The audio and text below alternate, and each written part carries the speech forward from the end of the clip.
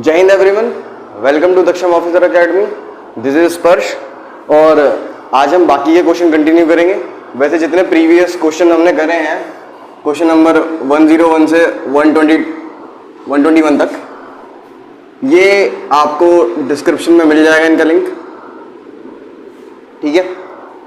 वहाँ से वो वीडियोस आप देख सकते हो और बाकी आगे क्वेश्चन आज हम कंटिन्यू करेंगे। क्वेश्चन नंबर 122 है इंडस्ट्रियल रिवॉल्यूशन, और ये इंडस्ट्रियल रिवॉल्यूशन सबसे बड़ा गेम चेंजर साबित हुआ। किसमें? पहले बात कर लेते हैं इंडस्ट्रियल रिवॉल्यूशन की है क्या, किस बारे में है। Industrial revolution actually it originated from England, basic origin, या फिर ये कह सकते हैं it originated from Europe. That is why वो कंट्रीज आर डेवलप्ड है, क्योंकि वहां पे इंडस्ट्रियल रिवॉल्यूशन बहुत जल्दी हुआ, ठीक है, 1750s एट द एंड। और शुरुआत होती है चीज़ों को इंडस्ट्रियलाइज करने की जब वहाँ पे ज्योग्राफिकल डिस्कवरीज होने लगी, रेनेसांस हुआ। देन कुछ बहुत इंपॉर्टेंट डिस्कवरीज हुई। For example steam engine, one of the most important discovery, steam engine. किसने बनाया आप मुझे कमेंट सेक्शन में बताना, ठीक।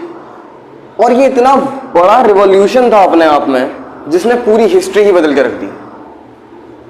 इससे पहले के लोग प्री मॉडर्न, इससे बाद के लोग मॉडर्न। रीजन सिर्फ ये इंडस्ट्रियल रिवॉल्यूशन। इंडस्ट्रियल रिवॉल्यूशन की वजह से प्रोडक्शन बढ़ गई, और जहां जहां प्रोडक्शन बढ़ गई मतलब सरप्लस। जैसे ही किसी चीज में सरप्लस होता है, जैसे आप याद करो, अगर आपको पता हो तो ऋग्वैदिक एज में और लेटर वैदिक एज में क्या अंतर था? There was also a revolution. What was that? क्या था, याद है किसी को? आयरन रिवॉल्यूशन, है ना। आयरन ने यहां के लोगों की इकोनॉमी बदली। जैसी इकोनॉमी बदली वैसे पॉलिटी हुई, पॉलिटी बदली, फिर सोसाइटी, देन रिलीजन।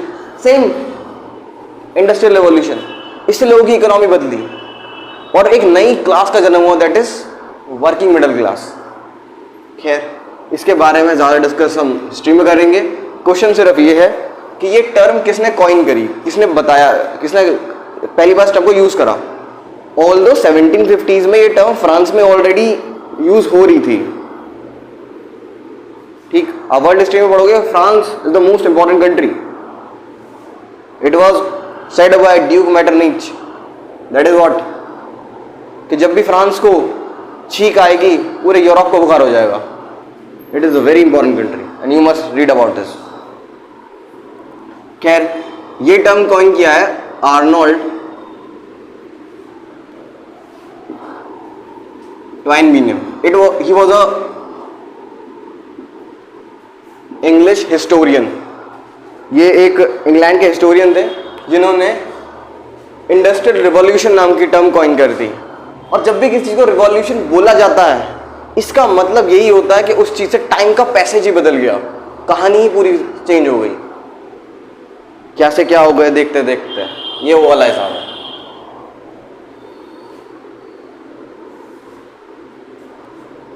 खैर, looking to the next question. And तो आपको वर्ल्ड हिस्ट्री में जो इंपॉर्टेंट कोट्स है ना, important terms such as renaissance, Rousseau, Montesquieu, Voltaire, इन सब के बारे में थोड़ा पढ़ना है। वो इतना इनफ होगा, वो बहुत ज्यादा डेप्थ में नहीं पूछेंगे। सेकंड थिंग इज खुदाई खिदमतगार। खुदाई खिदमतगार यानी कि खुदा के बंदे, या फिर कहते हैं कि servants of God. Servants of God, खुदाई खिदमतगार।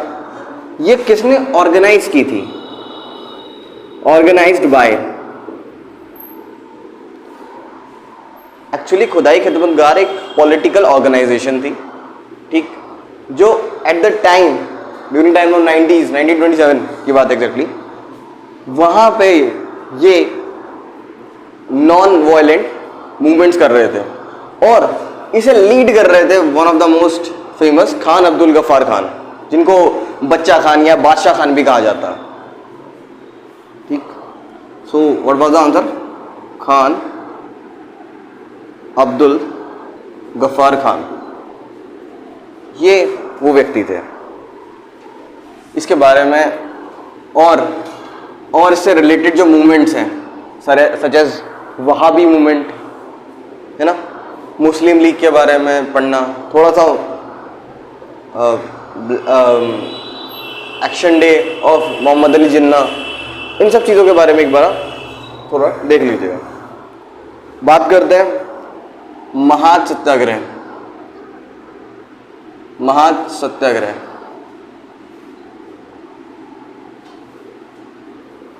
1927 it was mention, date actually 20 March या 20 मई थी, मुझे पर्टिकुलरली याद नहीं है। तो ये पूछा है किसने ऑर्गेनाइज कराया था। सबसे पहले जान लेते हैं महासत्याग्रह था क्या है। इसका हिस्ट्री में बहुत बड़ा रोल रहा है।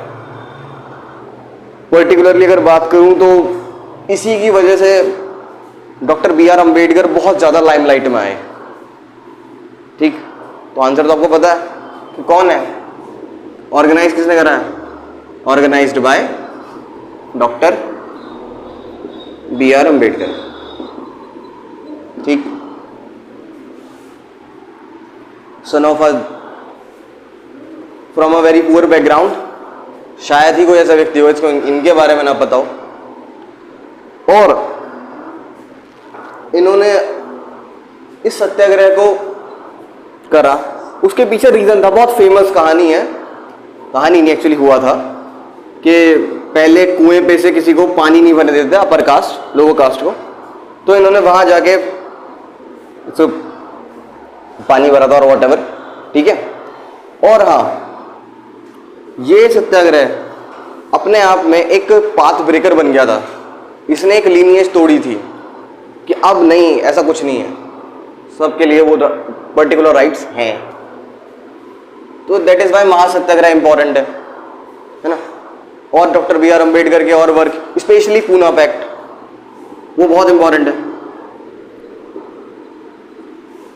ना। Please tell me what was Poona pact, क्या था, है ना। और किसी चीज को पैक्ट कब बोला जाता है, मतलब पैक्ट का मतलब समझौता। ठीक, किसके बीच में हुआ, क्या क्या हुआ, प्लीज एक बार डिस्कस कीजिए। और हाँ, RTC, round table conferences, he was the only person जिन्होंने तीनों राउंड टेबल कॉन्फ्रेंस अटेंड करी थी। ठीक, महासत्याग्रह, और ये महाद एक्चुअली एक जगह है महाराष्ट्र में, तो उसी के नाम पे वहां ऐसा हुआ था, इसलिए इसका नाम महाल सत्याग्रह है।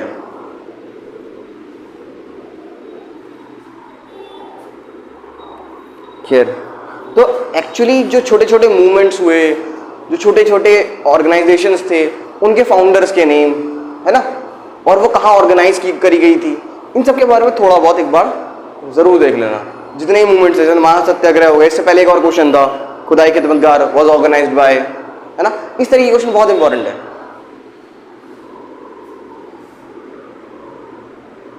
खैर, अब बात करते हैं one of the most famous, शायद ही कोई व्यक्ति है उसको इसके बारे में ना पता हो, सत्य शोधक समाज।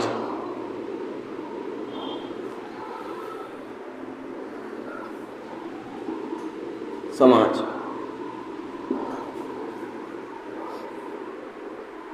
that is truth speaking society। ये कौन ऑर्गेनाइज कर, किसने ऑर्गेनाइज की? सत्य शोधक समाज, एज वी ऑल नो, ये एक्चुअली एक इनिशिएटिव था दलित्स को, वुमेन्स को, चिल्ड्रंस को, सबको एजुकेशन राइट्स देने थे, इक्वालिटी राइट्स के लिए। और ये हम बहुत फेमस व्यक्ति ने स्टार्ट किया था, ज्योतिबा फूले।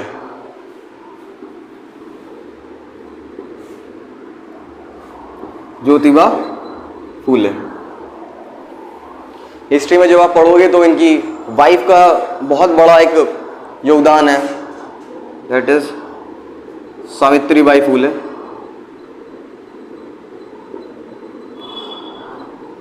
इन दोनों ने एजुकेशन के फील्ड में जो करा ना उस टाइम, वो अपने आप में एक रिवॉल्यूशन था। ऐसी सोसाइटी में जहाँ स्पेशली वुमेन्स को, इवन चिल्ड्रंस को अलाउड ना हो, लड़कों को सिर्फ अलाउड हो पढ़ना और वुमेन्स को बिल्कुल भी अलाउड ना हो पढ़ना, वहाँ पे एक ऐसा स्कूल खोलना जिसमें वुमेन्स आके पढ़ें, छोटी बच्चियाँ आके पढ़ें, ये बहुत बड़ी बात थी। इसके लिए इन दोनों को बहुत ज़्यादा अपोजिशन सहना पड़ा। इवन इनके खुद के घर से निकाल दिया था इनको। बाद में ये अपने फ्रेंड के घर पे जाकर रहे और इन्होंने बाद में स्कूल्स खोले और एजुकेशन के फील्ड में बहुत ज़्यादा वर्क करा, specially about education and awareness. और ये उन कुछ लोगों में से उस टाइम कि जिन्होंने अपनी वाइफ को भी अपने इक्वलिटीज दिया और उन्हें भी पढ़ाने में हेल्प करी।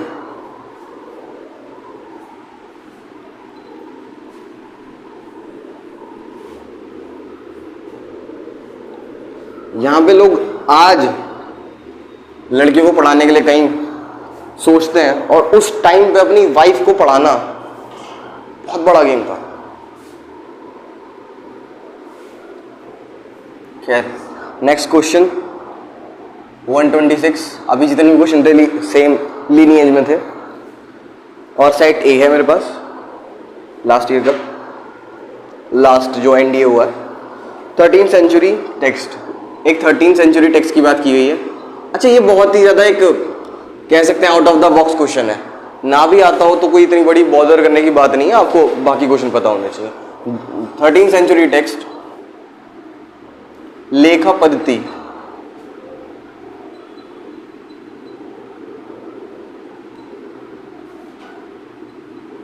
लेख पद्धति, लेख मतलब राइटिंग, पद्धति मतलब सब लिखने का तरीका।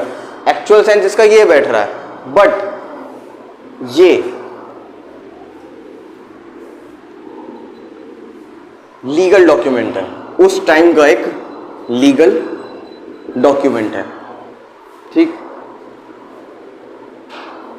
It was a legal document of that time. Specially अगर बात करें चालुक्य ऑफ गुजरात, उनके टाइम का है, क्योंकि उस टाइम पे बहुत ज़्यादा डॉक्यूमेंट लीगलाइज सिर्फ और सिर्फ किंग और उसकी स्टैम्प पे डिपेंड करता था।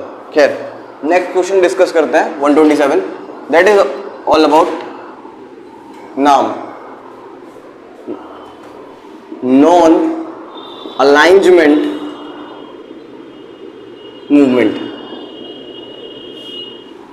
ये क्या था, कैसे था? देखो, हुआ क्या था, वर्ल्ड वॉर की बात करें, फर्स्ट वर्ल्ड वॉर 1945 पे एंड हुई। ठीक, हम 1947 में आज़ाद हुए। We are a newly born country ना। वर्ल्ड वॉर यहाँ पे खत्म हो रही है, वही वर्ल्ड वॉर 2। ठीक, और यहाँ पे एक बहुत बड़ी पावर उभर के आ रही है, अमेरिका और रशिया। एट दैट टाइम इसको यूएसएसआर, सोवियत यूनियन बोला जाता था। ठीक, ये दोनों विनर रहे, जर्मनी जापान हार गए, है ना।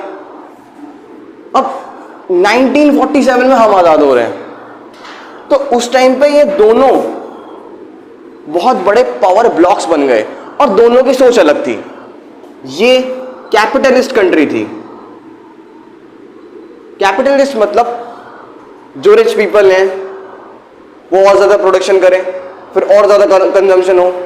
जो डिमांड है, अब किसी भी सोसाइटी में डिमांड कौन करेगा भाई? आईफोन की डिमांड कौन है? किसकी डिमांड है आईफोन, है ना। मर्सिडीज, ऑडी, किसकी डिमांड है? गरीबों की थोड़ी ना।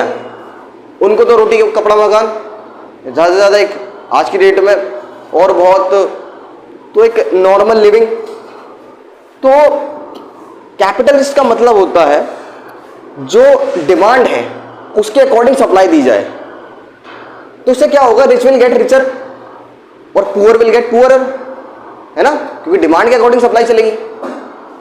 ये वो अप्रोच थी। ऑल्दो अपने आप में एक अच्छी अप्रोच है, बुरी नहीं है। जिसके पास परचेजिंग पावर उसको देना चाहिए। कोई भी अप्रोच कभी भी किसी कंडीशन में बुरी नहीं होती जब तक चीज़ें एक्सट्रीम पे ना जाए। Extreme of everything is bad. Russian approach socialist approach थी, बाद में इस सोशलिज्म की वजह से ही अलग हुआ। सोशलिज्म में क्या था, स्टेट डिसाइड करेगा किसको क्या देना है, क्या नहीं देना, कितना देना है, कितना नहीं देना।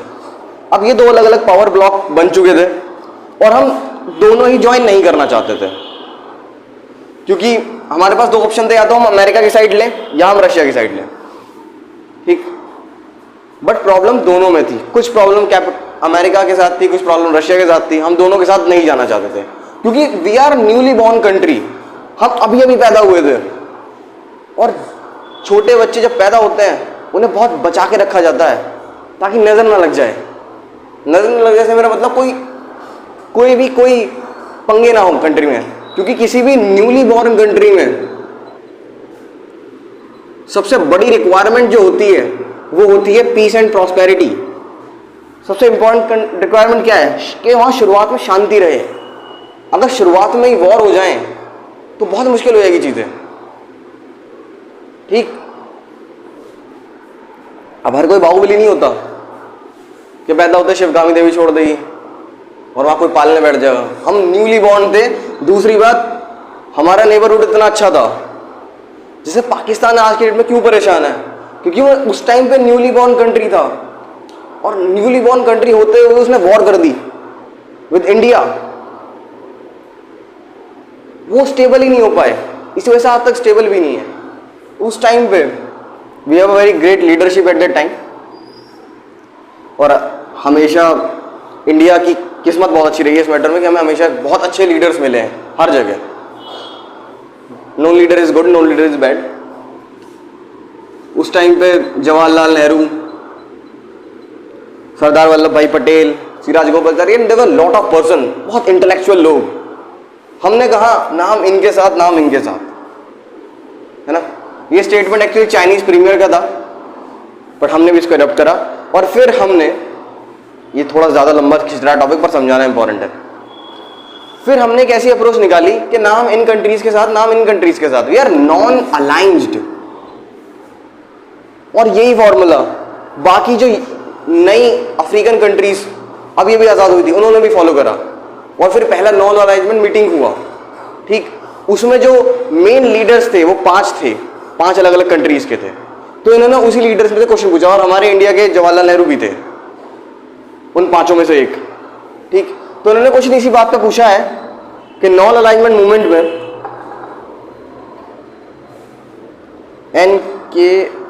NKRUMAH ये कौन सी कंट्री के लीडर थे।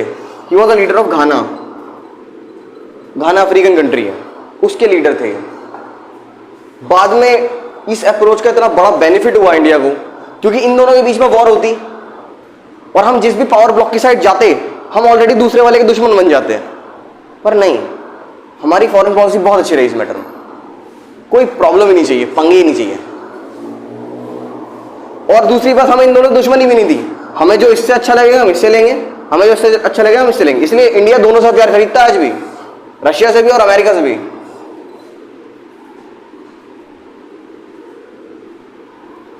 और यही अप्रोच लाइफ में भी होनी चाहिए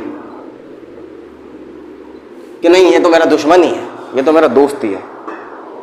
हम वीडियो बना रहे हैं ना, सॉरी।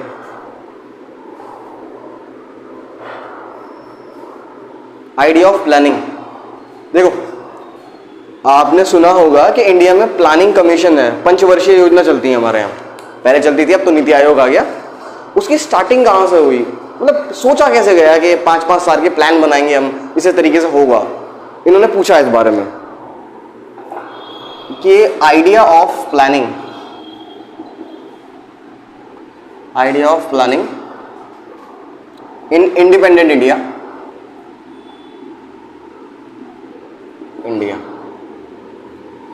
ये कहां से स्टार्ट हुई, क्या इसका ओरिजिन क्या है एक्चुअली। तो मैं आपको बता दूं, इसका ओरिजिन आज़ादी से भी पहले का है, क्योंकि जब ब्रिटिशर्स का टाइम था उससे पहले उनको इंफ्रास्ट्रक्चर डेवलप करना था। इंडिया में रेलवेज लाने थे, रोडवेज लाने थे, ताकि जो प्रोडक्शन लाइन है उसे बिल्कुल अच्छे से रखा जा सके, ठीक। तो उन्होंने ना रोड प्लान्स बनाए थे शुरुआत में रोड प्लान्स बनाए थे, उनमें सबसे पहला प्लान था Bombay plan. Bombay plan 20 years के प्लान थे, फिर then Lucknow plan, Nagpur plan, इस करके। तो 20-20 साल में इंडिया के इस रोड स्ट्रक्चर को डेवलप करना था। पहले मेन रोड्स, हाईवेज, उसके बाद और स्टेट हाईवेज, फिर देन टाउन के रोड, ऐसे करके डेवलप करना था फेजेस में। यही बात इंस्पायर करी, and that person was Subhash Chandra Bose in 1938, कि हम भी इंडिया की इकोनॉमी को इसी तरह से डेवलप करेंगे। और जब हम आज़ाद हुए, ये फॉर्मूला अपनाया जवाहरलाल नेहरू ने, और ऐसे ही हमारा 5 ईयर में 5 ईयर प्लान बने कि हम 5 साल एक चीज पर फोकस करेंगे, है ना।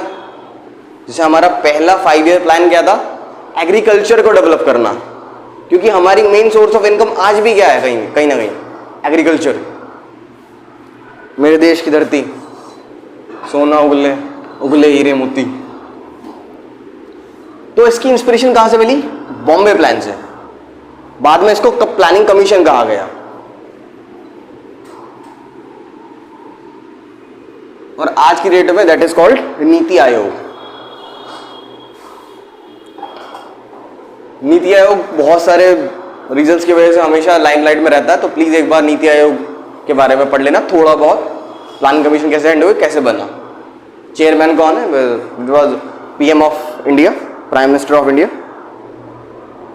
खैर, नेक्स्ट क्वेश्चन 129। इसमें डायरेक्टली स्टेटमेंट दी है, निसर्ग, गति, निवार। अब तो सबको अंदाजा हो गया होगा ये क्या है, तोक्ते और यास। ये सारे क्या हैं इन्होंने पूछा है। और इंडिया में सबसे इंपॉर्टेंट ज्योग्राफिकल फिनोमिनाज में से एक, डिजास्टर्स में से एक साइक्लोन। ये सारे साइक्लोन बहुत ज़्यादा फेमस है, बहुत ज़्यादा लाइमलाइट में रहता है, हमेशा साइक्लोन का टॉपिक रहेगा, क्योंकि इंडिया में साइक्लोन बहुत ज़्यादा डिजास्टर करते हैं। तो जो भी टॉपिक करंट अफेयर में ऐसा हो जिसकी वजह से बहुत ज़्यादा प्रॉब्लम्स हुई हैं, स्पेशली कुछ geographical phenomena like cyclone, please इसके बारे में थोड़ा बहुत पढ़ लेना, बहुत थोड़ा, जो भी न्यूज़ में हो। हल्का फुल्का cyclone, I of cyclone, cyclone बनता कैसे है, high pressure low pressure region कैसे होते हैं, ठीक। और एक क्वेश्चन, ज़्यादातर साइक्लोन बनते कहाँ पे हैं, अरेबियन सी में या बे ऑफ बंगाल में? और जहाँ बनते हैं ज़्यादा, वहाँ बनते क्यों हैं?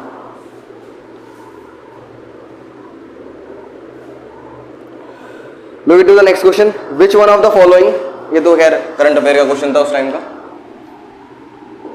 130, which one of the following states or unit was connected with Indian Railways network in 2021? Indian railways में 2021 में कौन सा स्टेट और यूटी था जिसे कनेक्ट करा गया? तो एक्चुअली अभी हमारा प्राइम फोकस नॉर्थ ईस्ट पे है, बहुत ज़्यादा फोकस हमारा नॉर्थ ईस्ट पे है कि उसे मेन लाइन से कनेक्ट करा जा सके, है ना। The 7 sister states, Assam, Meghalaya, Tripura, Mizoram, है ना, उनको कनेक्ट करना इंडिया से। तो इसका जो आंसर है वो मणिपुर है, रेलवे से मणिपुर को कनेक्ट करा गया। सो इसमें इंपॉर्टेंट क्या है, थोड़ा बहुत नॉर्थ ईस्ट स्टेट्स, एटलीस्ट नाम पता होना चाहिए, ये पता होना चाहिए सिक्किम कब पार्ट बना इंडिया का, है ना, कॉन्स्टिट्यूशन में इंपॉर्टेंट है वो।